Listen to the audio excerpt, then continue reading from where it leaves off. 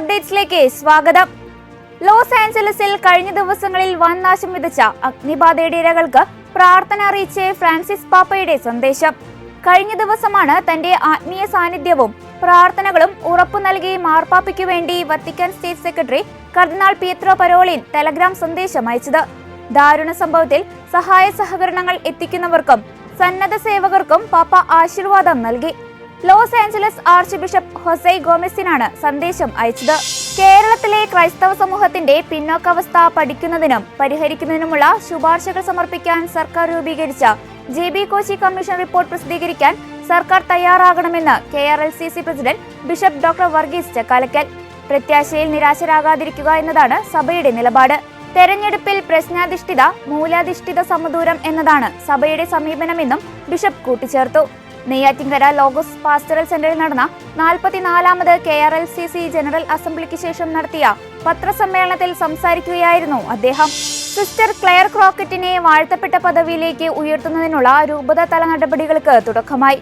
കഴിഞ്ഞ ദിവസം സ്പെയിനിലെ holy children Justo and pastor of Alcala de Henares Magistral കത്തീഡ്രലിൽ പ്രാദേശിക ബിഷപ്പായ മോൺസിഞ്ഞോർ അന്റോണിയോ പ്രീറ്റോ ലുസെനയുടെ സാന്നിധ്യത്തിൽ ചടങ്ങുകൾ നടന്നു.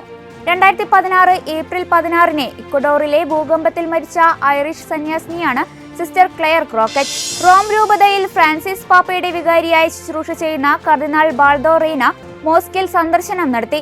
റോമിലെ വലിയ മോസ്കിന്റെ ഇമാമും മതപരമായ കാര്യങ്ങൾക്കായുള്ള ഉപദേശകനുമായ നാദിർ അക്കാദ് ഇറ്റലിയിലെ ഇസ്ലാമിക സാംസ്കാരിക കേന്ദ്രത്തിന്റെ സെക്രട്ടറി അബ്ദുല്ല റിദ്വാനൊപ്പം കർദിനാളിനെ സ്വീകരിക്കാനെത്തിയിരുന്നു.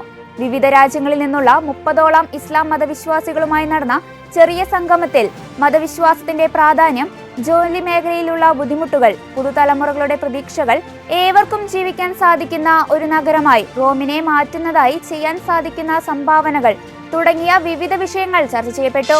ഈശോയുടെ മാമോദിസയുടെ തിരുനാൾ ദിനമായ ജനുവരി 12 വത്തിക്കാൻ ജീവനക്കാരുടെ 21 കുഞ്ഞുങ്ങൾക്ക് മാമോദിസ നൽകി ഫ്രാൻസിസ് മാർപ്പാപ്പ.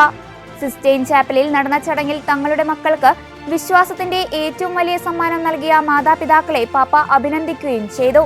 21 കുഞ്ഞുങ്ങൾക്കും നല്ല വിശ്വാസത്തിന്റെ അനുഭവം നൽകണമെന്ന് ഫ്രാൻസിസ് മാർപ്പാപ്പ മാതാപിതാക്കളോട് പറഞ്ഞു. പൊന്തിഫിക്കൽ അൽമോണർ കർദിനാൾ Konrad Krajewski, Vatican city state governorate president കർദിനാൾ ഫെർണാണ്ടോ വെർഗസ് അൽസാഗ എന്നിവരും ചടങ്ങിൽ സന്നിഹിതരായിരുന്നു. ഇതോടെ ചർച്ച് അപ്ഡേറ്റ്സ് പൂർണ്ണമാകുന്നു. നന്ദി.